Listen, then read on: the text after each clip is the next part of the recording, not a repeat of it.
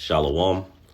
Kol Hulo Yahweh, Bahashim, Yahawashi, Bahashim, Raha Kadash. Double honors to the apostles and elders of Great Millstone. Peace and salutations to the hopeful elect scattered throughout the four corners of the globe. My name is Barad DeBall, coming to you from the GMS campus, Indianapolis. And to all those listening and learning, to you, I say Shalom. Especially to you so-called blacks, Hispanics, and Native Indians that make up the 12 tribes of Israel.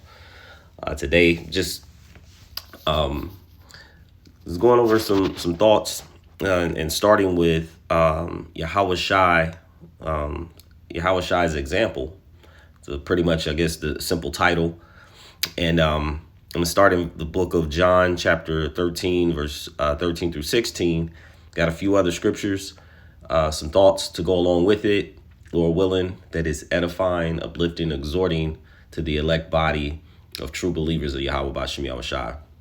Right? So it says, ye call me master and Lord, and ye say well, for so I am. So he is, the King of Kings and the Lord of Lords. When Yahawashi returns, of course, most definitely, he's going to put all rulership under his feet, and he's going to rule the kingdom of heaven and in the kingdom of heaven forever, even forever. And so this is what, the men of the Lord and the elect, men, women, are looking for. Okay. In this current time, with all the things that are going on the earth, there has to be, men who will stand up in the right way. And we believe, that there are those men that the Lord Yahweh, through his son Yahawashi, has given into the world as a light, unto the world, to be that example of how we should walk in these dangerous, evil, wicked times. And so, but there are some things that come along with it. Okay. It says, if I then, your Lord and Master, have washed your feet, ye also shall wash one another's feet. Okay, which is is a service. Okay, that's a humbling position to be a master, to be a leader, but to then be to provide a service to those that are under you. And one big way that we do it today is by giving the word. Okay. The water, washing, it tells you in Ephesians, talking about washing by the water of the word. And it's talking about the husband to his wife. But then we understand that the husband also can represent Yahawashi, and the wife representing the church. And so, and then we also think about, I think about the feet. You're talking about wherewithal shall a young man cleanse his way, by taking heed thereto according to thy word. So making our path clear, by understanding which way we should walk, how we should walk, by the understanding of the word of Yahweh B'Shem Yahawashi. And we do that ourselves, and then, through the spirit of Yahawashi, and then we go out and we teach these things. But as all of those things are happening, there are adversities that come along with it. And what we are being learned to do is to continue to fight, because as time gets closer, things are only going to get worse, as far as how we, the things that the slanders and things that will come our way. But also, as that's happening, Yahawashi is going to move on our behalf, especially if we are of the chosen. Okay, and we're sincere. It says, for I have given you an example that ye should do as I have done to you. All right. It says, so of course, he had men that followed him, and starting with the 12, he blew on them the breath, which was the knowledge, the understanding, and then they went out and they taught. Okay. But it also, when you read in the book of Acts, it also came with ridicule, afflictions, imprisonment, other manners of persecution. Okay. It says, "Verily, verily, I say to you, the servant is not greater than his Lord, neither is he that is sent greater than he that sent him." So, of course, there is a high ranking file, and of course, if the Lord gone through things, his servants will also. This is the book of Matthew, chapter 5, verses 11 through 12. It says, actually, I want 10 also.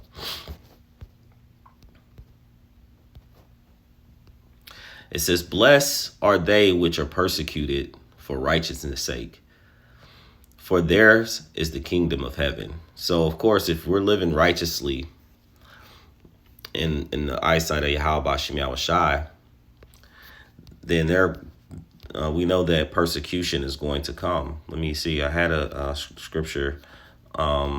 This is Timothy, Second Timothy chapter 3, verse 12. He says, "Yea, and all that will live godly in Hamashiach YAHAWASHI shall suffer persecution." So it is inevitable that some form of persecution is going to come. And let's look up this word. I have it here. Persecution is hostility and ill treatment, especially on the basis of ethnicity, religion, or sexual orientation, or political belief. Persistent annoyance and harassment. So, of course, we know that this is not our rest. Okay, the scriptures would tell you that to rise ye and depart, for this is not our rest. So we understand that as time gets closer and closer for YAHAWASHI to return, that we have to be more diligent in doing this work. We have to be more focused and on point as to it's really no downtime, okay? Because again, at the moment that you relax and you find yourself thinking that you can kick your feet up, then some form of persecution or some issue or something arises, whether it be work, home life, your car, your physical health, demons plaguing your mind, having crazy thoughts and things like that. And so there's going to always be something that's happening until YAHAWASHI returns and he brings rest and bring quietness unto the children. But like I said, if we are in YAHAWASHI, we must know that these persecutions shall come. And another thought just came to mind, but I'm going to let it go for now and get back into this Matthew. It says, "Blessed are ye when men shall revile you and persecute you, and shall say all manner of evil against you falsely for my sake." And that can be in any way, whether it be in secret or out in the open. When you think about the men of the Lord in today's time, the men starting with the head apostles of GMS, there are things that have been said, and the people who actually said them, and made certain accusations were the very ones doing the very acts that they were falsely accusing these men of. Okay, and so Yahweh through YAHAWASHI, they're going to fight on the behalf of his men. So there's nothing that you need to there would be nothing that is necessarily need to be done but to wait on YAHAWASHI. And he says, and let him sort everything out. This is the book of, same book, verse 12. He says, "Rejoice and be exceeding glad, for great is your reward in heaven. For so persecuted they the prophets which were before you." So you're not the only one, that is going through things, which actually does bring this here up. Because it came up, and then I at least wanted to finish that chapter. This is the book of First Corinthians chapter 10, verse 13. It says, "There have no temptation taken you, but such as common to man. But the Most High is faithful, who will not suffer you to be tempted above that ye are able." So the things that you go through, all the, whether in the world, when we have to go out and about, physical ailments, things that I mentioned previously, the Lord, everything is orchestrated and handed by or approved by YAHAWASHI. And so I was listening to a brother last night or early morning, one of the lessons, and he was saying that, everyone has their own personal, customized way or trial or afflictions or things that would they have to go through. And certain things may be greater than others, as far as different men, certain trials and certain things. But it is tailor made to that particular spirit. And so I thought that was, was pretty profound, because, again, it just lets you know we're all going through things in this world, even those who don't have this knowledge and this truth.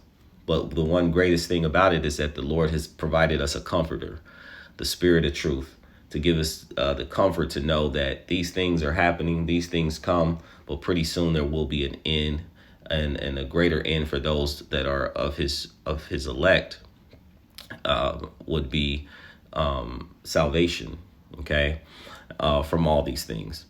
It says, who will not suffer you to be tempted above that ye are able, but will with the temptation also make a way to escape, that ye may be able to bear it. So that's the mindset with the things that are actually coming on and that's happening. The Lord, YAHAWASHI, he has care for his elect. Let me get that.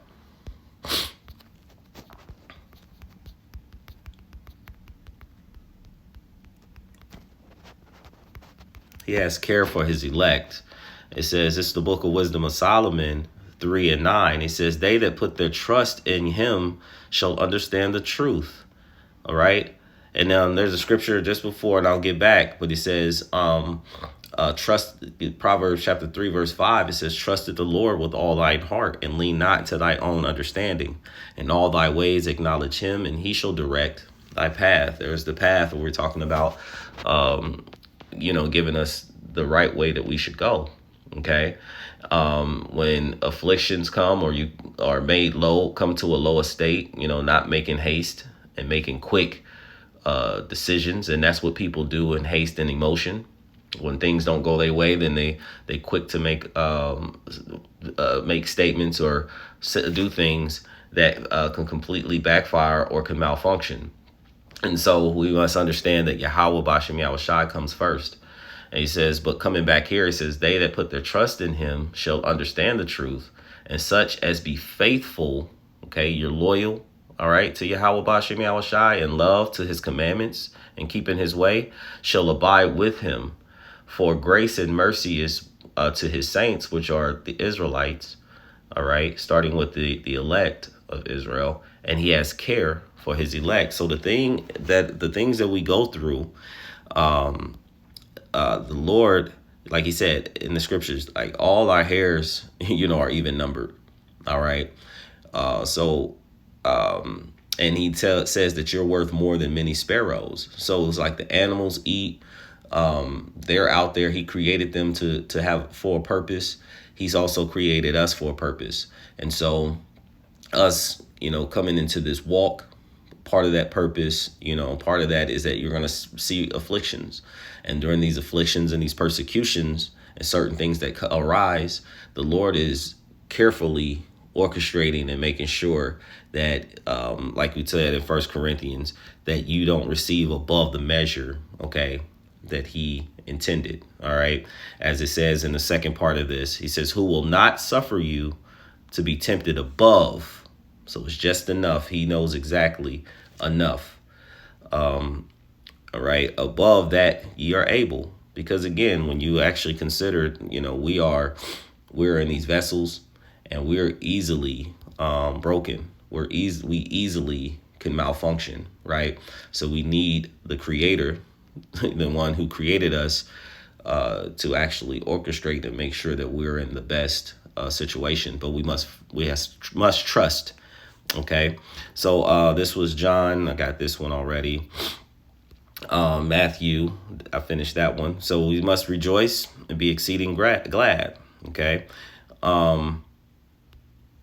And I got this one. I've read that there. Okay. So just a couple more, or actually one more. This is the book of 1 Peter chapter 2, verses 20 through 25. He says, For what glory is it if when ye be buffeted for your faults? So I looked up this buffeted, and the buffeted, and this was one in the Cambridge, but it was hit to hit something repeatedly with force.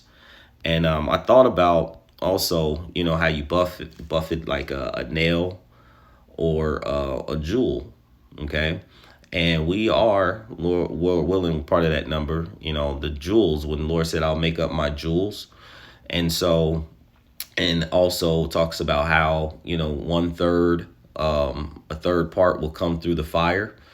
And fire is a purification, when you think of it, when it comes to adding heat to gold and to silver. When you're being buffeted, that when you buffet, repeatedly striking a jewel to the point where it then becomes smooth, and then you do the other portions of polishing and things like that, and then it starts to shine, because it tells you that the path of the just is like a shining light that shineth more and more into the perfect day. But how would that happen is because we're going to be in the midst of all the adversities and afflictions and the things that are happening. That's where we're talking about the elders and apostles, have been speaking on a lot of the bitter, the bitter parts of this journey, this walk. Okay. So, we may see, like I said, it be separation of spouse and family. Could even be situations of those closest to you passing away, tragic deaths and things that are going on. See, the elect, there will be some, as YAHAWASHI said, that will not taste death. So they're pretty much are going to go through many of these things, and how much more that our mind must be stayed on YAHAWASHI. Well, it says in Isaiah chapter 33, verse 6, for wisdom and knowledge shall be the stability of our time. Okay, this truth. And so not everyone has it. So as a result, a lot of people, like I use that word, are going to malfunction, right? The creation, because the Creator has given us codes and things within us, and this understanding, that'll keep us stable, while as others, they're not going to have it. And they're going to, as I keep saying, malfunction. So I want to bring this word malfunction really quick.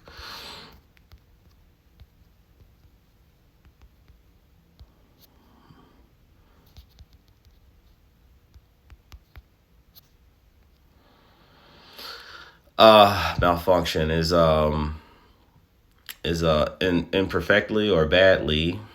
It says fail to operate normally, right? Because in these days, right, people are walking a certain walk, but they're actually functioning in a society that is ready to fall. And because of that, their stability, their mind, their heart, the lob, their mind is, many people are going to go mad. As it tells you, as iniquity shall abound, the love of many shall wax cold. Right. So we're going to be in the midst of all of those things. And even in some cases, those will try to turn against you. And so Peter goes into further. It says, for what glory is it if when ye are buffeted for your faults, ye shall take it patiently? But if when ye do well and suffer for it, ye take it patiently. This is acceptable to the Most High. And so this is things that we have to continuously work on. Okay. Because again, we are in this flesh, and we are prone to go off. And so we got to always try to make sure that we're staying grounded. Like brother Ash just put in there, says, examining yourself daily. All right. And especially whether we be in this faith. It says, for even hereunto were ye called, because Hamashiach also suffered for us. So he suffered for us. And now the Lord has given us this truth, this knowledge that we go out and teach. And there's going to be suffering and afflictions, okay, reviling and backbiting, okay, many false accusations, all these things. He was an example. It says, leaving us an example that ye should follow his steps, who did no sin, and we're doing it to the best of our ability. Okay. Neither was guile found in his mouth, so his doctrine was true and pure. Um, and no lies. Okay. It says, who, when he was reviled not again. When he suffered, he threatened not, but committed himself to him that judgeth righteously. So he committed himself. So as the things are happening, we commit ourselves and gather and hold tight more and more to YAHAWASHI. Okay, there's a scripture in Ecclesiastes. It says, "Depart not away." Let me get it real quick. Or it's actually Sirach too. It's just this quick little part. The whole chapter is a great chapter, but I just want to get this one little part. Sirach chapter 2. It says, "My son, if thou come to serve the Lord, prepare thy soul for temptation. Set thy heart aright." See, that's what we're talking about, our mind, and constantly endure, and make not haste in the time of trouble. That's what a lot of people in the world are going to do. They're going to get caught in this emotional roller coaster of things that are happening, and they're going to make drastic decisions, not waiting on YAHAWASHI, and they're going to fall into many snares. It says, "Cleave unto him and depart not away, that thou mightest be increased in thy last end," which is what I mentioned. Cleaving on more and more and increase. Okay, up until salvation. I know I was going to say a little bit, but this is always good. He says, "Cleave to him, unto him, and depart not away." Okay, we're at that, verse 4. "Whatsoever is brought upon thee, take cheerfully." And it's always easier said than done. He says, and be patient when thou art changed to a low estate. So we're just waiting on YAHAWASHI, for he has his reasons. "For gold is tried in the fire, and acceptable men in the furnace of adversity." So these things happen because the Lord chastens those that he loves. If they're acceptable unto him, he has care for his elect. So he's doing these things to provide, to bring purity, to make us better as time draws near of his return. He says, "Believe in him, and he will help thee. Order thy way aright, and trust in him. Ye that fear the Lord, wait on his mercy, and go not aside lest ye fall. Ye that fear the Lord, believe in him, and your reward shall not fail. Ye that fear the Lord, hope for good, and for everlasting joy and mercy." And that's what we're looking for. This is the last one here. It says, actually last two. "Look at the generations of old and see." See, he gave us writings. Things that are written aforetime were written for our learning. "Did ever any trust in the Lord and was confounded? Or did any abide in his faith and was forsaken? Or whom did he ever despise that called upon him?" See? "For the Lord is full of compassion and mercy, long-suffering and very pitiful, and forgiveth sins, and saveth in time of affliction." Okay? And then the next one, as you see, is like, "Woe to fearful hearts," because we want to make sure that we're constantly enduring and that we're not doubting. And there's going to be those in the world that and those around you that's going to plant or try to plant seeds of doubt.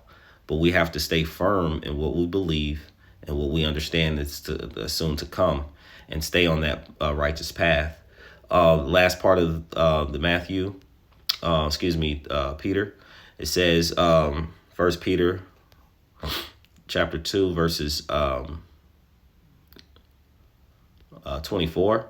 It says, "Who himself bared our sins in his own body on the tree, that we, being dead to sins, shall live unto righteousness, who by whose stripes we are healed." So he went through these afflictions so that we can get this knowledge, this wisdom, and this understanding. Okay, so we want to be thankful and grateful for that. And when we go through these things, just like the apostles in Acts, when they got buffeted and they got afflicted, beat, they left and they cheered.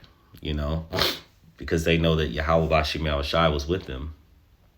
And it says, verse 25, for ye were as sheep going astray. So we were all in the world at one point, but ye are now returned unto the shepherd and bishop of your soul. So now the Lord has allowed us to come back to this knowledge, wisdom, and understanding. And as a part of it, we're going to suffer many afflictions. Actually, let me get this last one, Salakia.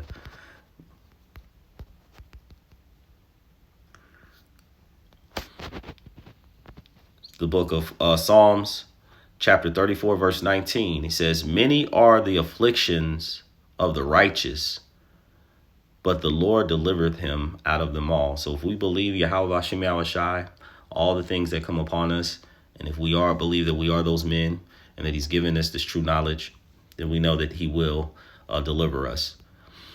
So I hope that this lesson was edifying, uplifting, exhorting of some sort to the body of true believers.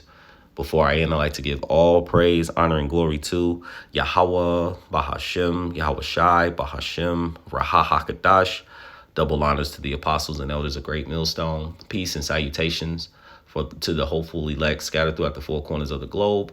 And to all those listening and learning to you, I say, Shalom.